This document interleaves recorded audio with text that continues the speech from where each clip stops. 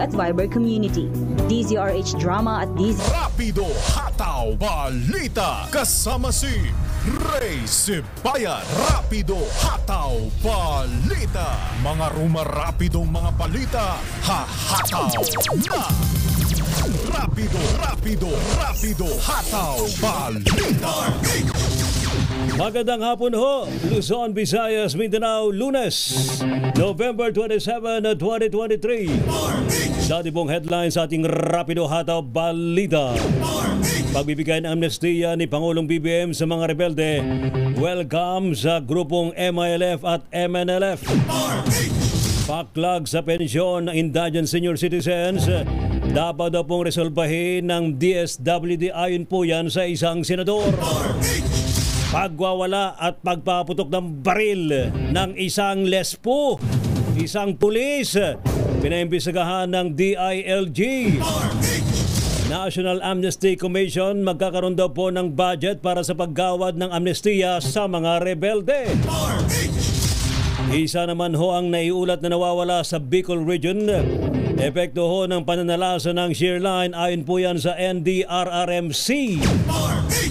3 hold-upper na pumatay sa isang teacher sa Tacloban na aresto. Isa naman pulis kinagat. Ulitin ko isang pulis kinagat ng isang bilanggo sa Lambunaw, Iloilo.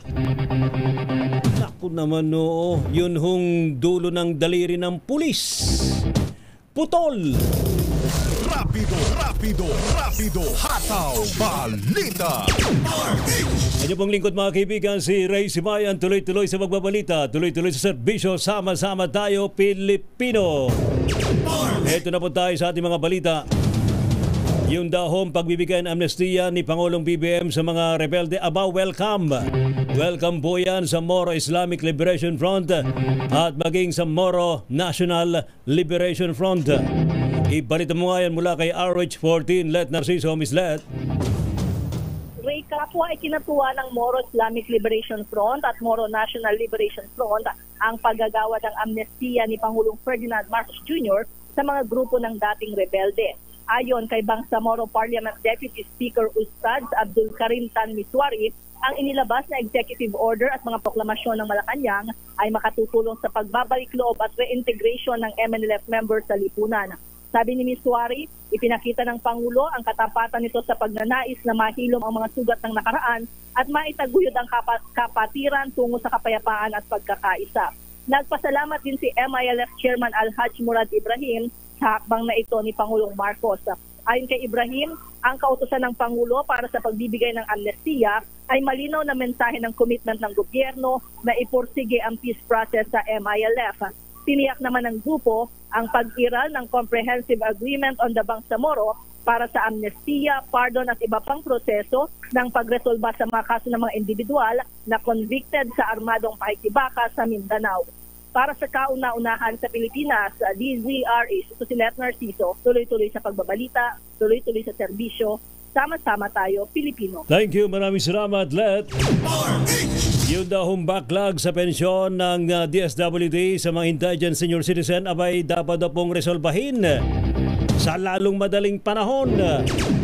Report mula kay RH28, Lakay Raymond at Paas. Lakay Raymond.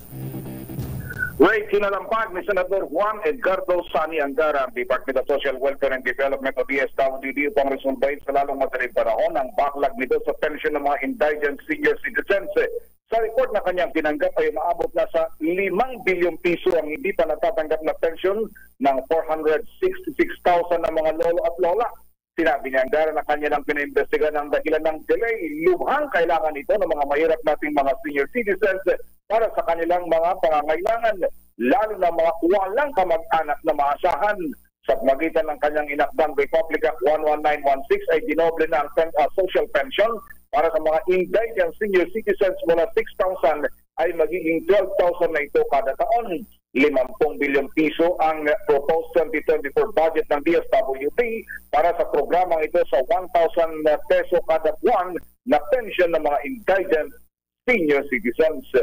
Para sa kauna-unahan sa Pilipinas, DZRH. Ito si Raymond Dadpas, tuloy-tuloy sa pagbabalita at tuloy-tuloy sa serbisyo. Sama-sama tayo, Pilipinas. Thank you. Maraming salamat, Lakay Raymond.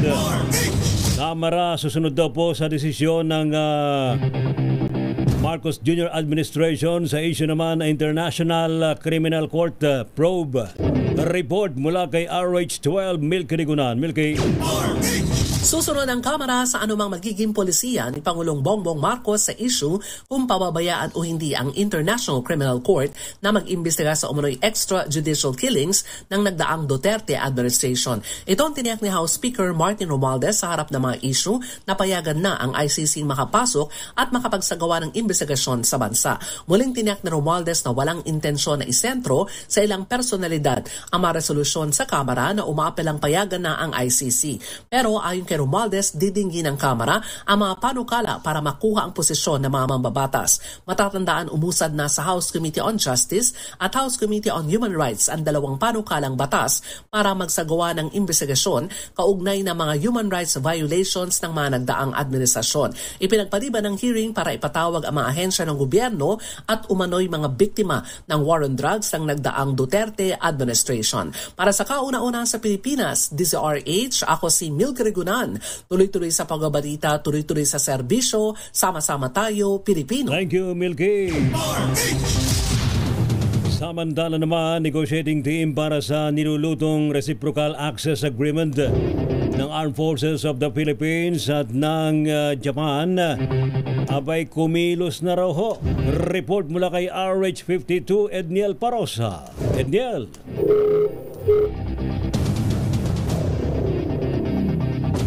Ating inaabangan si Edniel Parosa.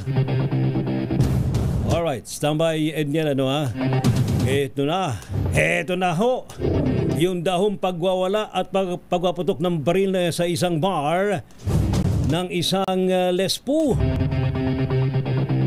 Pinaimbestigahan na ng Department of the Interior and Local Government. Ano bang ranggo ng pulis na yan, RH5 Val Gonzales? Official ba yan? Official ito. Naku Ito po. isang police lieutenant colonel. Yun lang. Itong nagwala at paputok ng baril sa loob na sa isang bar dito sa Quezon City. Ang matinding o itong Interior Government Secretary Abalos Pintor. Ayon kay Secretary Abalos, isang mali na papunto ng pagkulin ng isang otoridad na nasa serbisyo dahil dito pinagutos na ni Secretary Abalos ang status kay Abu Kempe sa serbisyo ng law enforcement ng Quezon City. Kaya naman ni Secretary sa Quezon City Police District ay hindi nagdalawang isip at agad na inaresto ang nagwawang na kahit na ito ay ating CCPD Criminal Investigation Detection Unit. Ngayon ay na ng CCPD sa inquest proceeding si Abong na nakaharap sa patong na kasong kriminal at administratibo. Ni Avalos bilang tumatayong chairman ng National Police Commission at kalihim ng DILG. Itiyak hintang may patutupad ang hustisya at maparurusahan ng isang pulis na walang karapatang manatili sa serbisyo. Para sa kawalan ng Pilipinas. Val. Doon sa mga late tuners, ano ba nangyari? Ba't siya nagwala? At nagpaputok ng baril? Si Abong ay pumasok sa loob ng isang bar nung araw ng linggo. Pumasok sa isang bar niya biglang ikinasa yung baril. Pumasok siya ron sa loob. Pinapahanap yung manager ng bar. Itong Radios Bar. Nung hindi sila nagkaintindihan, sa anumang kasailanan, hindi sila nagkaintindihan ng waiter, pinitsirahan ito. Hindi lang niya yung purbasa ng kanyang pinitsirahan. At ang maawa, ay lumabas itong si Abong. Ilabas yung kanyang Glock caliber 40. Dalawang beses na nagpaputok ng baril. Agad namang na alarma yung mga empleyado ng Radios Bar. itinawag sa Quezon City Police District. Wala pang 3 minuto, dumating yung mga tauhan ng QCPD at inaresto yung dating hepe ng si Doray. At dating hepe, CIDU, dati siyang hepe ng CIDU. Pero ito, ilang backgrounder, Ray, itong si Police Lieutenant Colonel Julio Mark Abong ay dati na dinismiss ng Quezon City Prep itong People's Law Board noong nakalipas na taon dahil doon sa ibang kaso. Nakasagasa yung kanyang SUV ng isang isang tricycle. Namatay yung driver at nasugatan pasahero nito. At ito ay itinuro niya na ang nagmamaneho daw ay hindi siya. Pero napatunayan na siya ay nandun mismo sa lugar at mukhang siya yung may hawak ng manibela. Kaya nagreklamo rin yung mga kamag-anak nitong tricycle driver nung nakalipas na taon hanggang sa isa lang sa pagdinig ng Quezon City Plep at dinismiss sa serbisyo. Pero ito ay nagulat yung maging QCPD nagulat dahil ito pala ay hindi tuluyang dinismiss kundi nilipat sa kanyang mother unit sa PNP Law Division. Inilipat siya sa Law Division at ang binabanggit, Ray, sa record ng QCPD, meron pa na siyang motion for reconsideration sa NAPOLCOM, kaya automatikong naibalik din siya sa PNP Law Service Division. Tapos ngayon pang ginawa niya, ha? Noong araw ng Sabado, dahil sa kanyang ginawa, napansin tuloy siya. Wala na. Ito, mismong si Secretary Aplos na ang nagpapasagawa ng isang investigasyon, Ray. Alright. Thank you, Val. Mula dito sa Quezon City, Val Gonzales, tuloy-tuloy sa pagbabalita, tuloy-tuloy sa servisyo. Sama-sama tayo dito. Salamat. Yan ho ang kabuuan ng kwento ho tungkol kay Lieutenant Colonel Mark Julio Abong. Ay, sus apo. Negotiating team para naman sa nilulutong Reciprocal Access Agreement ng EPIT ng Japan. Abay kumilos na raw ho. Ating balikan na report mula kay Ediel Parosa. Ediel. Ray, lumipad na ang team ng Pilipinas para formal na simulan ang nilulutong Reciprocal Access Agreement o RAA kasama ng bansang Japan. Yan ang ibinalita ni Defense Secretary Gilbert Teodoro kasabay ng serye ng high-level discussions patungkol sa West Philippine Sea na bahagi ng ika-88 anibersaryo ng Armed Forces of the Philippines sa harap ng mga reporter sa Campo Aguinaldo. Sinabi ni Teodoro na pinangungunahan Undersecretary Pablo Lorenzo, negotiating team, na umalis na kanina lamang umaga. Inihimok ng kalihim ang kanyang mga opisyal na plantsahin sa lalong madaling panahon ang mga isyong nakapaloob sa RAA na maihahalin tulad sa Mutual Defense Treaty ng Pilipinas at ng Amerika. Walang timeline na binanggit si Teodoro pero pinahanda na rin umano niya ang pakikipag-ugnayan sa Senado para sa mas mabilis na pagratipika na pinaplansyang kasunduan. Manatandaang mismo si Japan Prime Minister Fumio Kishida ang nag-anunsyo na bumabalang kasila ni Pangulong Bongbong Marcos ng Reciprocal Troop Access Bill sa gitna ng tumitinding tensyon sa Indo-Pacific region. Hindi umano katanggap-tanggap ani Kishida ang persahang pagkontrol ng isa lamang na dambuhalag bansa sa East China Sea gaya ng nararanasang problema ng AFP at ng Pilipinas sa South China Sea. Para sa kauna-unahan sa Pilipinas DZRH, ito si Ediel Parosa. Tuloy-tuloy sa pagbabalita, tuloy-tuloy sa serbisyo. Sama-sama tayo Pilipino. Maraming salamat sa report niya, Ediel Parosa. Yun daw ho mga miyembro ng bawal mag-shoot dito. Only doon. Only doon. Only in the Philippines. Nagsagawa daw ho ng tigil-pitik photo walk laban sa no permit, no shoot policy. Diyan po sa may Arroceros Park sa Maynila. Abay, bakit? Bakit bawal? Ating alamin sa report ni RH29 na Boy Gonzales. Abay, bakit, Boy? Yun nga, Lakay Ray, kaya nga nagsagawa ng tigil-pitik photo walk ang mga membro ng mga photographer laban sa no permit, no shoot policy sa mismong harap ng Arroceros Park dito sa lungsod ng Maynila. Kanina ay nagtipon-tipon ng mga photojournalist, mga membro ng bawal mag-shoot dito only in the Philippines sa pangunguna ni Mel Cortez, ay dating chairman at founding member ng Photojournalist Center of the Philippines. Ayon kay Cortez, maraming reklamo ang kanilang tinatanggap na pinagbabawalan ng gwardiya ng Arroceros Forest Park na magkumuha ng mga larawan sa loob ng Forest Park. Sabi ni Cortez na hindi pinapayag, pati ang mga photojournalist na nakausap ko kanina ay nakaranas din daw sila ng pagbabawal ng gwardiya. Pero nilinaw naman ni Engineer Navarro, Gideon Navarro, ang siya nangangasiwa doon sa Forest Park, hindi naman daw bawal. Ang bawal daw ay yung may shooting o magsushoot sa mga bago ikasal, pati yung mga iba't ibang mga kailangan dahil sa magagambala siyempre namamasyal sa Forest Park. Sandali, bakit bawal? Bakit bawal? At pinapayagan lang nila, pero yung mga cellphone pwedeng ipasok sa loob.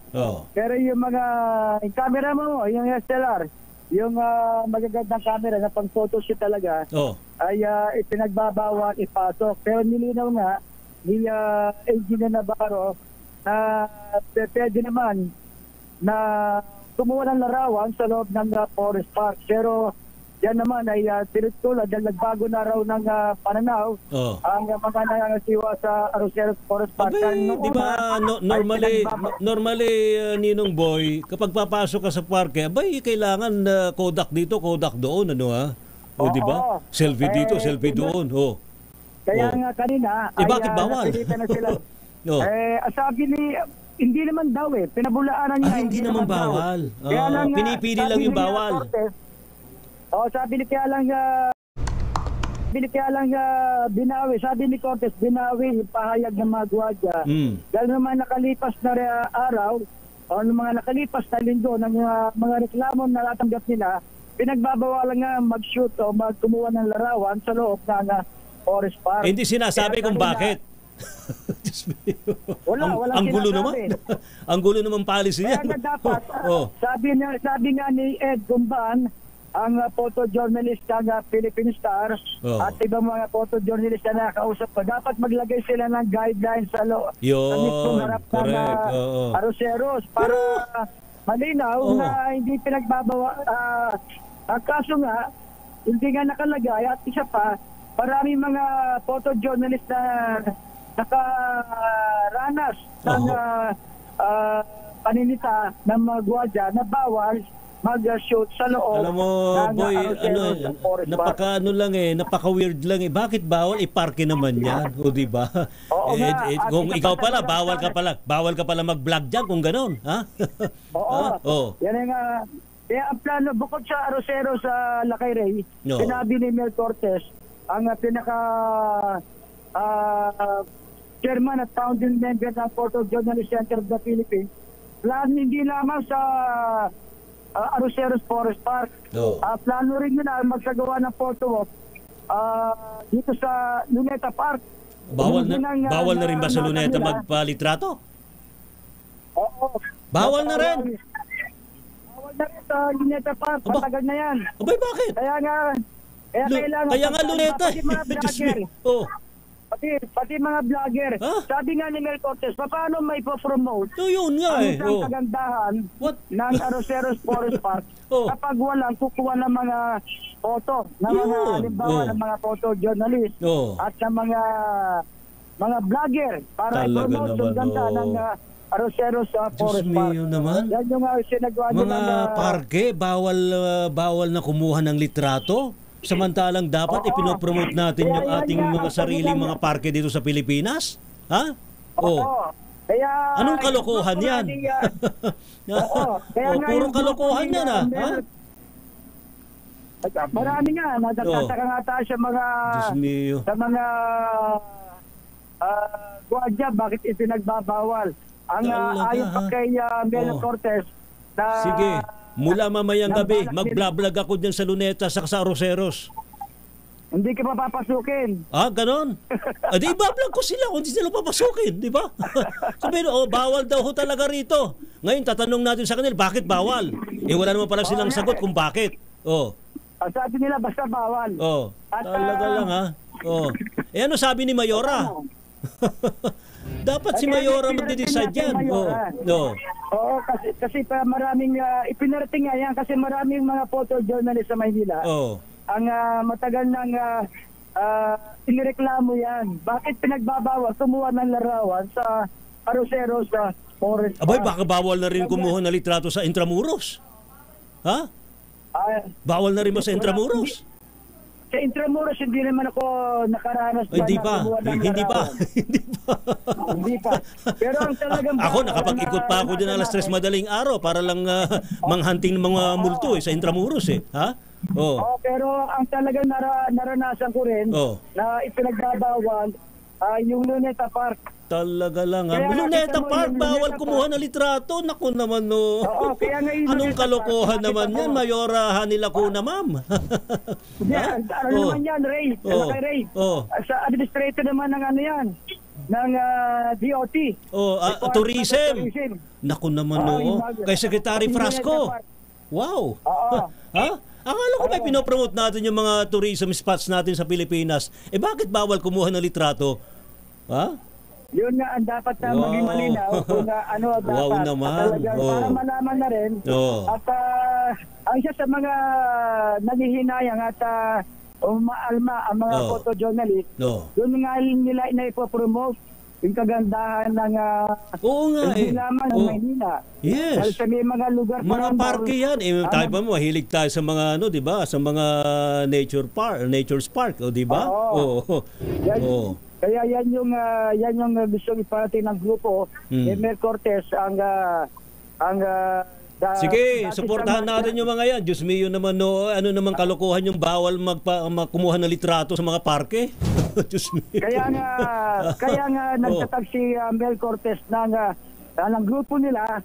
Ang pangalan ng grupo nila, bawal mag-shoot dito only in the Philippines. Baka makarating pa sa kalaman ni Pangulong BBM, magalit pa si Pangulong BBM din sa ganyang polisiya Gusto nga nila iparating na kay Reyes sa mga senador. Kay Pangulong Marcos mismo. Abay, paano natin ipopromote yung ating sariling kung bawal kumuha ng litrato? Bawal kumuha ng litrato sa isang national park like Luneta. Wow! Diyos mio naman, Salamat, Boy. Pinapainit na ang ulo ni Boy Gonzales, kaya lalo na yung mga vlogger, doon sila pinagpawalan. Yung ibang vlogger na mag-shoot dahil sa area ng Luneta.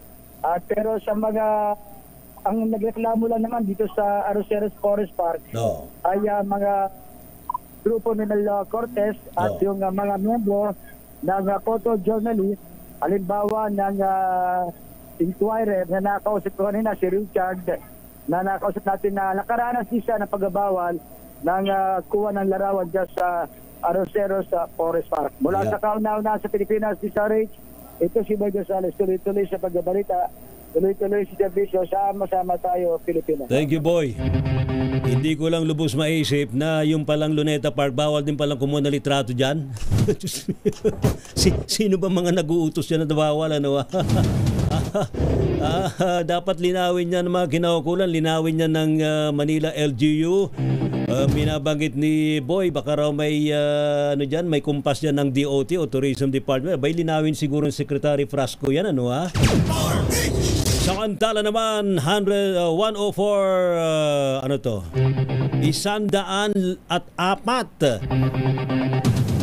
Dali lang, magulo Atin munang alamin ang report mula kay Edwin Duque. Yung daw hong training center ng Philippine Red Cross abay pinasinayaan na sa Caloocan. Edwin, bawal ba kumuha ng litrato dyan?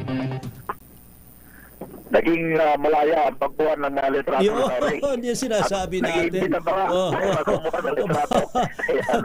Baka naman bawal na rin kumuha ng litrato sa mga parke sa Caloocan, ha?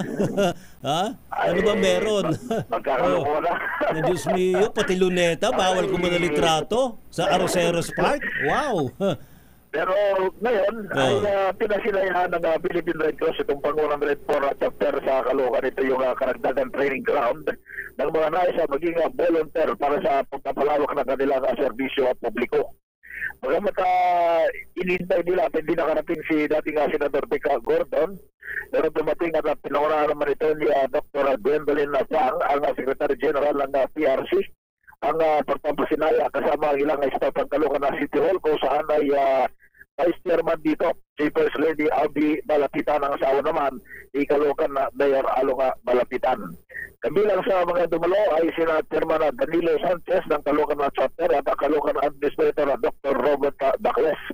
Ayon dito kay Dr. Fang, kung tumaro ito ng paglawak na training center ng PRC para mas mapalawak pa ang mga volunteer tulad ng 143 na makakatuwang sa kanilang mga serbisyo publiko bilang volunteer na tumutulong naman katuwang ng mga local government.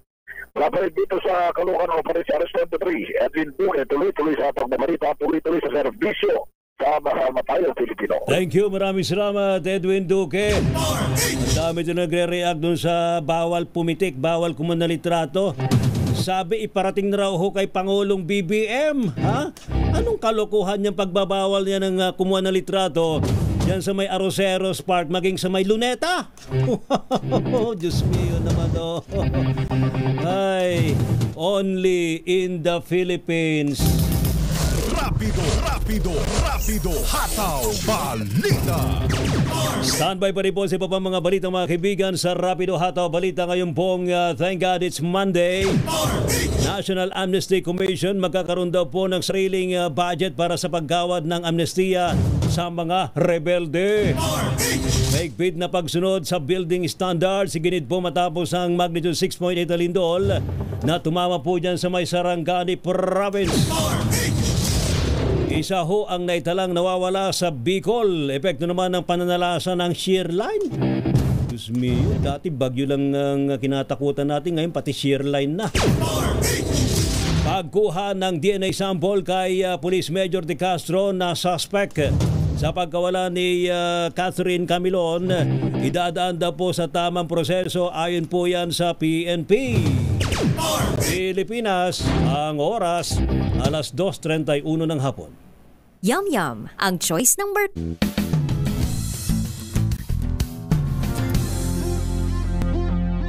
Sa lahat ng bagay, simula pa lang, siguraduhing max protection na.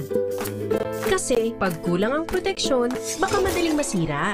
Sa ngipin, dapat may max protection din. Max sa halaga ng unique toothpaste. With Max Protect Formula, help stop cavities before they start, while keeping breath fresh. Try unique Maximum Fluoride Protection para max alaga, max protektado. ACS. Tingnan nyo oh, puti ito. Mas puti ito. Mas puti ito. Mas puti ito. Mas puti ito. Sa Pride Bar, pwedeng hindi na mag-bleach, tina o anyel. Dahil ang Pride Bar ay may power whitener na nanunuot sa bawat hibla. Kaya ang damit ay kislap puti at banayad pa sa kamay. Mas puti ito. Mas puti ito. Mas puti ito. Pride Bar, hindi lang puti, kislap puti. ACS. Action-packed games, intense plays, latest happenings sa sports, at kwento sa likod ng tagumpay ng mga atletang Pilipino. Lahat ng yan hatid ng DZRH-TV Matchpoint Season 2. Tutukan tuwing Sabado 12:30 PM sa DZRH-TV. Do it! Tanggaling-galing mo! Smart dishwashing paste ko. Pritong ulam na masebo, plato ng kaldero. Tanggaling for everyday. Ganyan pag smart ang dishwashing paste. May double tanggaling formula. Tanggal ang sebo, tanggal ang bakterya. Bahid para walang bahid, linis fantastic sa metal at plastic. Number 1 ko to. Tanggaling-galing mo, smart dishwashing paste. ACS.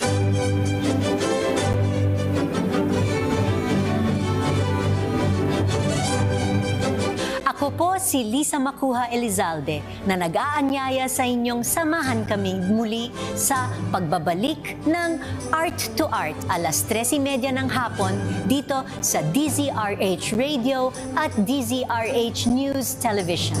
Usapang sining at kultura para sa lahat tuwing araw ng linggo. Huwag kaligtaan.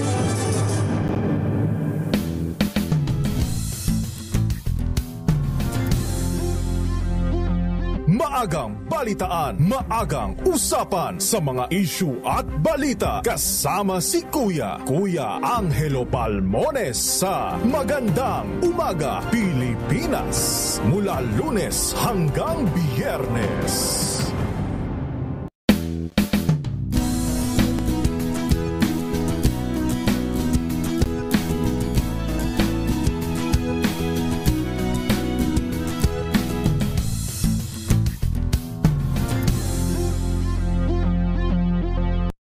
Mga balitang gigising sa inyong umaga. Mga balitang kailangan mong malaman. Mapapakinggan sa ACS Balita sa 2x2 kasama sina Anthony Taberna at Jerry Baha.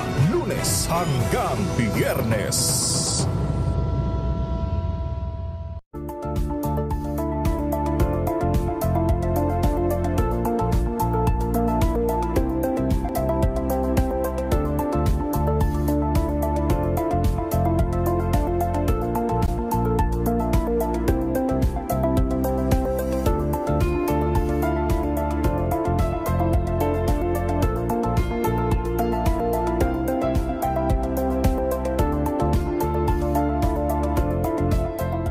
Ambalang Anthony Taberna at Jerry Baha ang gigising sa inyong umaga dahil lalatay ang humahagupit na diskusyon at komentaryo Lunes hanggang Biyernes sa 2x2.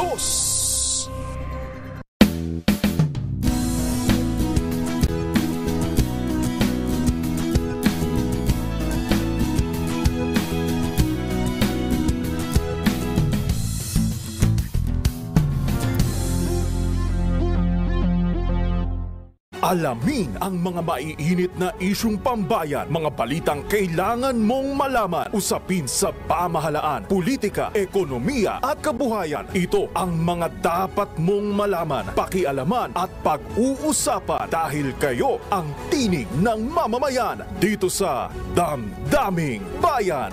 Live sa DZRH Radio, DZRH TV at DZRH Digital. Kasama sina Lakay, Deo Macalma at Elaine Apit. Araw-araw, Lunes hanggang Biyernes. Damdaming Bayan.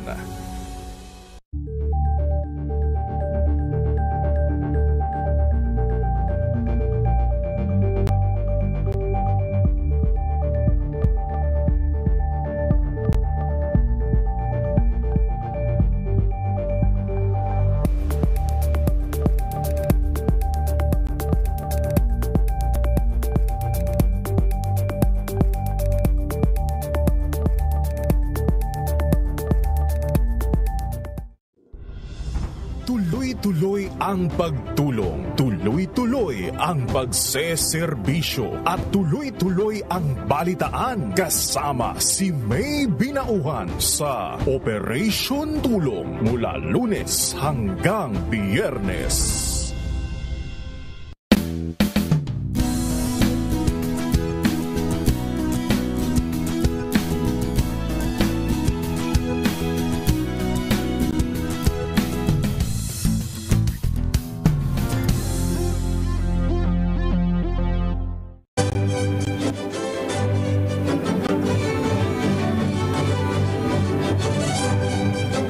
Ako po si Lisa Macuja Elizalde na nag-aanyaya sa inyong samahan kaming muli sa pagbabalik ng Art to Art alas 13:30 ng hapon dito sa DZRH Radio at DZRH News Television.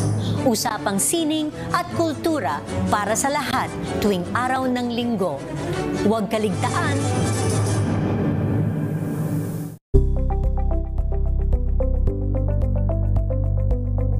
Balita Sa atin pa rin po mga balita mga kaibigan sa Rapido Hataw Balita ngayon pong Lunes.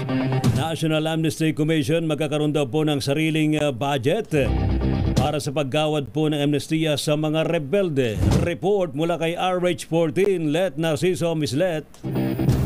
Pinalakas ng nilagdaang proklamasyon ni Pangulong Ferdinand Marcos Jr. ang functions ng National Amnesty Commission para muling hikayatin ang mga rebelde na magbalik loob na sa pamahalaan. Sa bagong Pilipinas public briefing, sinabi ni Attorney Lea Armamento na mas magkakaroon na sila ng leeway budget kung saan direkta nang magmumula sa DBM ang gagamiting pondo. Hindi niya gaya ng dating setup na ang ginagamit nilang pondo ay bahagi ng budget ng Office of the Presidential Advisor on Peace and Reconciliation. Sabi ni Armamento, malaking bagay ito para sa mas mabilis na pagpoproseso ng mga amnesty applications. Sa ngayon ay may 88 million pesos na pondo ang NAC pero kukulangin umano ito dahil magtatatag ng Local Amnesty Board. Para sa kauna-unahan sa Pilipinas, DZRH, to si Letter Sito, tuloy-tuloy sa pagbabalita, tuloy-tuloy sa serbisyo, sama-sama tayo Pilipino. Maraming salamat, Let. Maigpit na pagsunod daw po sa building standards. Iginit po matapos naman ng napakalakas na lindol dyan po sa may Sarangani Province. Report mula kay RH12, Milky Rigunan. Milky. Kailangan na susunod ang building standards para maiwasan ang pagguho ng mga gusali kapag nakaranas ng lindol sa ilang mga lugar ng bansa. Ito ay giniit ni House Deputy Majority Leader Janet Garin matapos tumama ang 6.8 magnitude na lindol sa Sarangani Province. Ayon kay Garin, panahon ng maamyendahan ang building code para masigurong nakakatugon sa itinatakdang standard sa construction ng mga gusali. Sabi ni Garin, base sa datos ng Association of Structural Engineers of the Philippines, dapat ang mga gusali sa bansa ay kayang matagalan ng lakas na 7 to 8.4 na lindol. Binanggit ni Garin na mga report na ang mga gusaling nasira sa Sarangani matapos ng lindol ay halos wala pang 50 taon. Para sa kauna-una sa Pilipinas, DZRH, ako si Milky Rigunan. Tuloy-tuloy sa pagbabalita, tuloy-tuloy sa serbisyo, sama-sama tayo, Pilipino. Thank you. Salamat, Milky. Isa ho ang naitalang nawawala sa Bicol. Epekto naman ng pag-ulan, pagbaha ng shear line. Report mula kay Edniel Parosa. Edniel. Ray, isa pang naitalang nawawala sa patuloy na pagwalang dala ng shear line sa bansa. Ayon sa National Disaster Risk Reduction and Management Council, patuloy na bineberipika ang isang missing person na naitala sa Kabikulan. Sa pinakahuling report ng NDRRMC, 2 na paulat na ngang patay habang isa rin ang kumpirmadong sugatan sa kalamidad. Ang nasabing bilang ay naiiba doon sa mga local reports sa mga Local Office of Civil Defense. Bahagi ang mga ito ng kabuuang 1,133,000 mahigit na kataong apektado ng pagsasalubong ng mainit at palamig na hangin mula pa noong Nobyembre 16.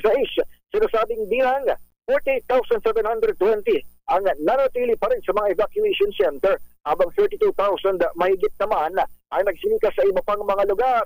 Kabilang sa mga sinalanta ay ang mga residente sa may Southern Luzon, Bicol, Western Visayas, Eastern Visayas at Caraga. Pero sa latest report ng NDRRMC, hindi na nararamdaman, good news, ang shear line yan sa bahagi ng Katimugang Luzon. Para sa kauna-unahan sa Pilipinas, DZRH, ito si Edniel Parosa. Tuloy-tuloy sa pagbabalita, tuloy-tuloy sa serbisyo. Sama-sama tayo, Pilipino. Maraming salamat, Edniel Parosa. Pagkuha daw po ng DNA sample kay Police Major De Castro na suspect sa pagkawalan ni Catherine Camilon, abay dadaan daw po sa tamang proseso. Ayon po mismo kay Colonel Jean Pardo ng PNP. Report mula kay Val Gonzalez. Val. Ray, hihintayin muna ng Philippine National Police na mayakyat sa korte ang kasong kidnapping at serious illegal detention na isinampa laban kay Major Alan De Castro, ang pangunahing suspect sa pagkawala ng beauty queen at teacher ni si Catherine Camilon. Itong inihayag ngayon ni PNP Public Information Office Chief Police Colonel Jean Fajardo kasunod ng patuloy na investigasyon sa kontrobersyal na kaso ni Camilon na magdadalawang buwan nang nawawala. Sabi ni Fajardo, ito ay upang formal na mahiling sa korte na kuhanan ng DNA sample si Major De Castro at sa iba pa nitong mga kasabwat. Aniya, hindi maring piliting magbigay ng DNA sample ang sinumang suspect kaya tidadaan ito ng PNP sa tamang proseso. Batay sa report ng PNP Forensic Group, ilang hair strands o piraso ng buhok na nakuha sa abandonadong SUV ang hindi tumugma sa DNA ng missing beauty queen, pero ilan dito ay nagmatch naman sa DNA profile ni Camilon at sa kanyang mga magulang. Nangangahulugan lamang ani Colonel Fajardo na bukod kay Camilon ay mayroon pang ibang tao na sumakay sa na-recover na pulang CRV. Una nang inamin ni Major De Castro na mayroon silang illicit affair ng nawawalang beauty queen. Para sa kauna-unahan sa Pilipinas, DZRH, ako naman Val Gonzales, tuloy-tuloy sa pagbabalita, tuloy-tuloy sa serbisyo. Sama-sama tayo, Pilipino. Thank you. Maraming salamat, Val Gonzales. Rapido, hataw, balita. Standby ho mga balita mula po sa mga probinsya. Pilipinas ang oras, 15 minutos bago sumapit ang alas 3 ng hapon. Ang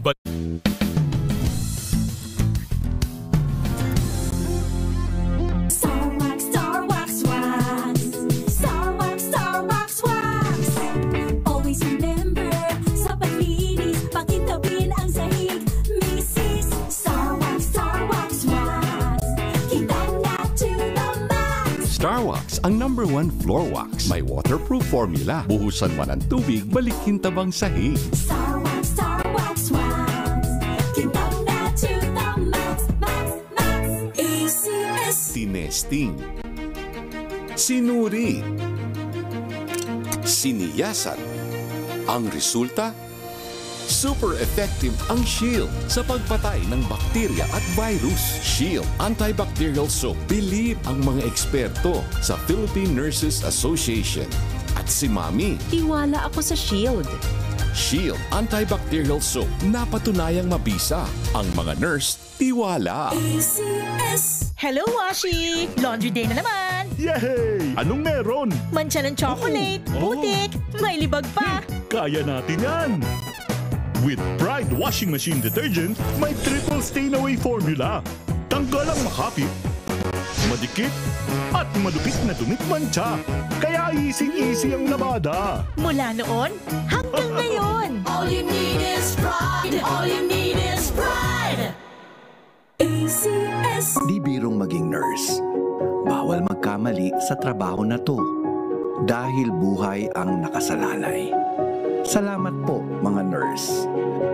Saludo kami sa inyong husay, talino, diskarte, pasensya, tiyaga at pagmamalasakit.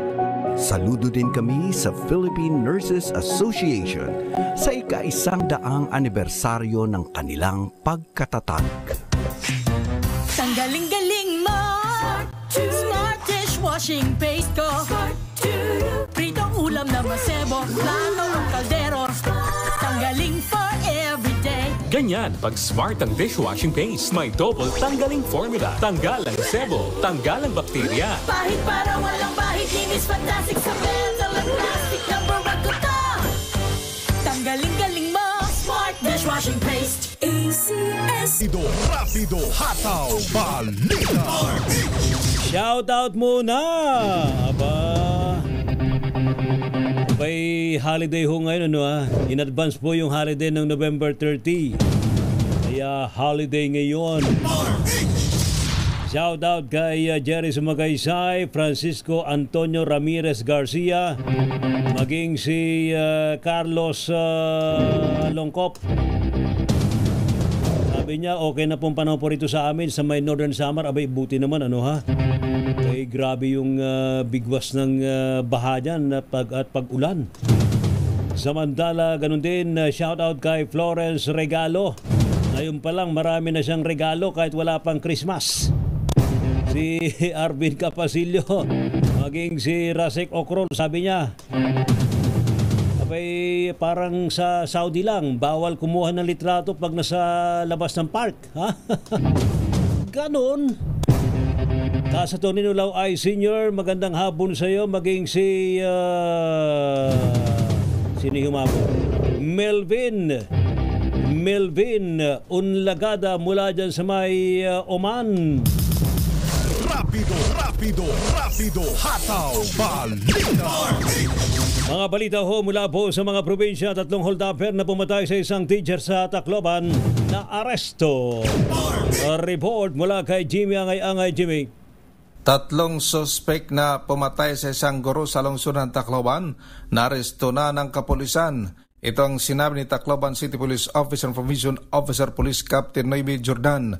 Ayon kay Jordan, mga suspect na kilala kay alias Mokmok, 23 anyos, Kulot, 18 anyos at Win, 18 anyos, kapwa residente ng Barangay 68, Anibong, Tacloban.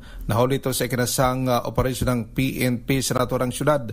Ang mga sospek ang nag-hold up at saka pinatay ang biktima na nakilala kay Bernabe Bisiano ng Antonio Balmis National High School, Barangay 103-A, Paglaom, Tacloban.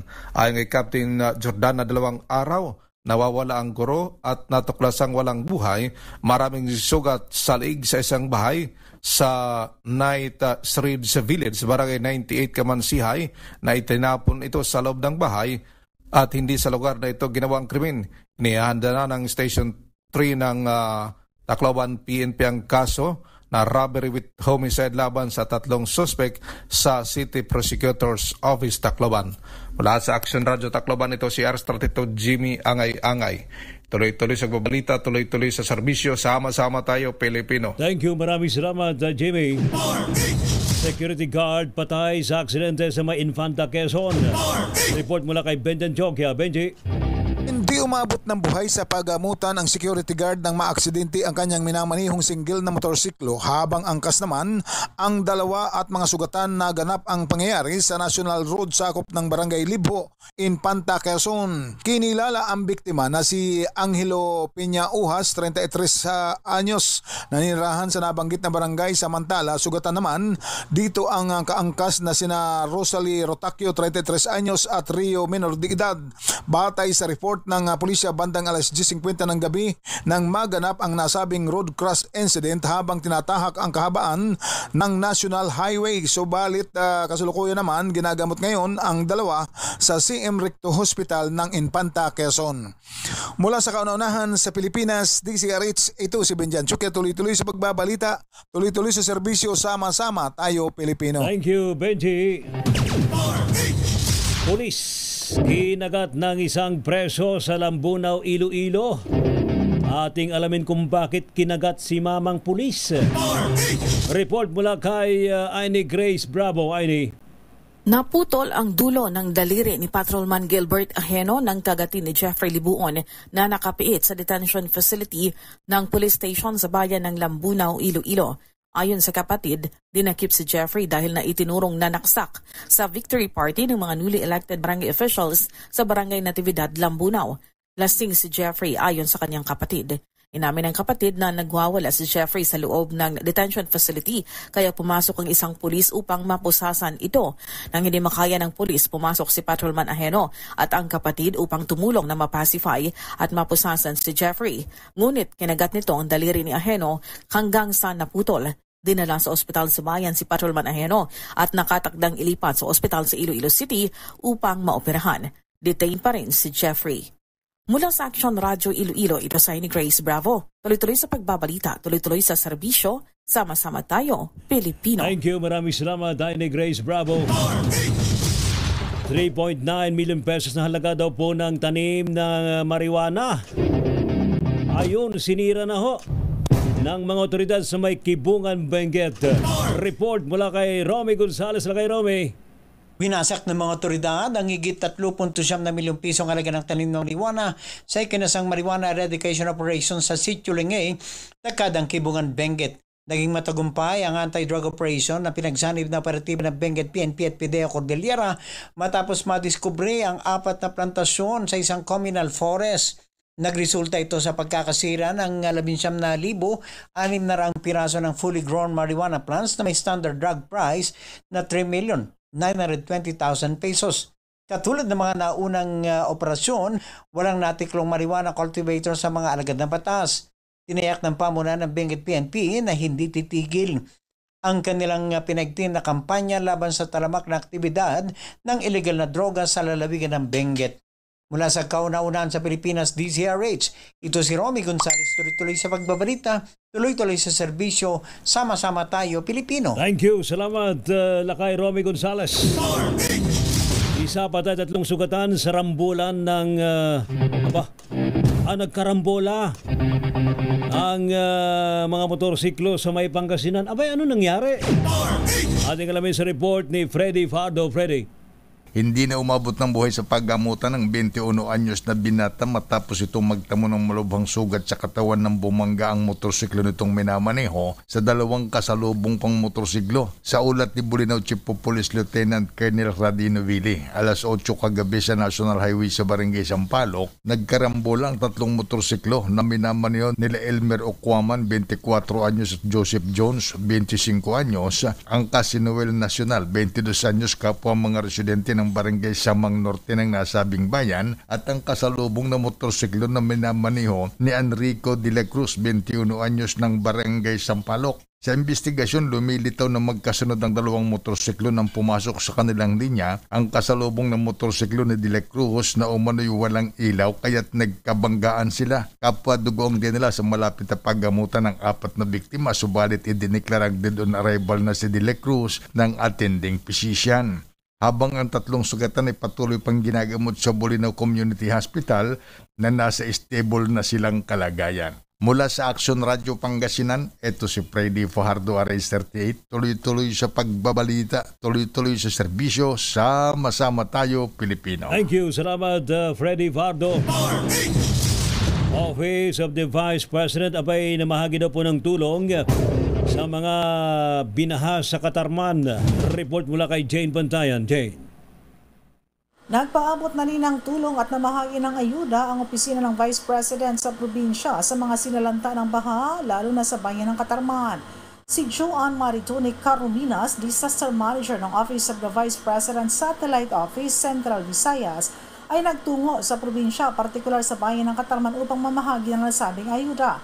Ayon sa report ng Katarman Information Office, mananatili ang grupo hanggang sa araw ng Biyernes at dala ng mga itong food at non-food items. May dala rin na mobile kitchen kung saan sila mismo ang nagluluto ng mainit na pagkain para sa mga evacuees. Nananatiling nasa mga evacuation center pa rin ang ilan sa mga residente, lalo na yung mga nasira ang bahay.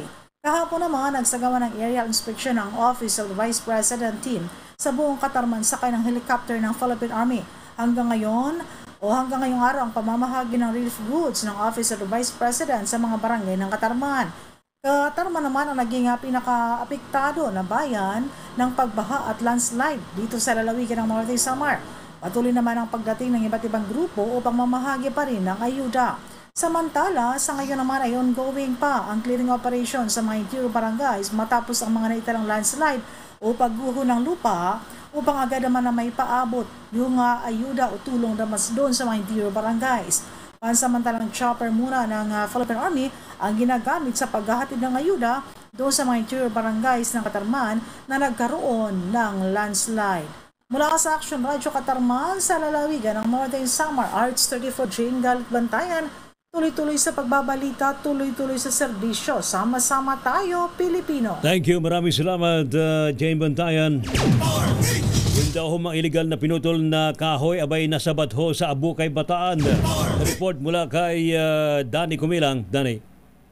Nasabat ang isang Toyota Hiace van na naglalaman ito ng mga iligal na pinutol na kahoy sa Barangay Laon, Abukay, Bataan sa ulat ng Abukay PNP alas 9 ng umaga nang masabat na pinagsanib na puwersa ng Metro Bataan Development Authority MBDA at Department of Environment and Natural Resources DNR ang nasabing Hiace van na may plakang RTF 242 na may lulang 18 piraso ng mga iligal na pinutol na kahoy na nasa 593 board feet na nagkakalaga ito sa kabuuan na 23,720 pesos. Arestado ang driver at helper nito na kapwa residente ng Barangay Talimudok, Orane. Ang mga naaresto ay sasampahan ngayong araw ng Lunes ng kasong paglabag sa Presidential Degree 705 sa Provincial Prosecutor Office. Mula sa kauna-unahan sa Pilipinas, DCRH, ito si Danny Kumilang. Tuloy-tuloy sa pagbabalita, tuloy-tuloy sa serbisyo. Sama-sama tayo, Pilipino! Thank you. Salamat din po sa mga nag-react dun po sa bawal kumuha ng litrato sa may Aroseros. Pati na rin sa Luneta. Sabi ni Joel Fresa, puro na lang bawal. Sabi naman ni Dominador Payoyo, aba, kaya bawal na kay Ray. Kasi beke naman, anong meron dyan? Si Theralil Mix Vlog, sabi niya, ipasara na lang yung mga yan. Kung bawal. Diyos mio. O nga, historical place. Tapos bawal kumuha ng litrato. Thank you, Sir Richard Dan, maging kay Roberto Clemente. Yan po adipong Rapido Hataw Balita. Rapido Hataw Balita. Thank you mga classmate mula sa Perpetual Health of Manila. Thank you, Ms. Rinapit. Maraming salamat. DCRH TV Tech at DCRH Radio Tech. Yung pong lingkod mga kaibigan, si Ray Simayan. Tuloy-tuloy sa pagbabalita. Tuloy-tuloy sa serbisyo. Sama-sama tayo Pilipino. Pilipinas ang oras. 3:02 ng hapon.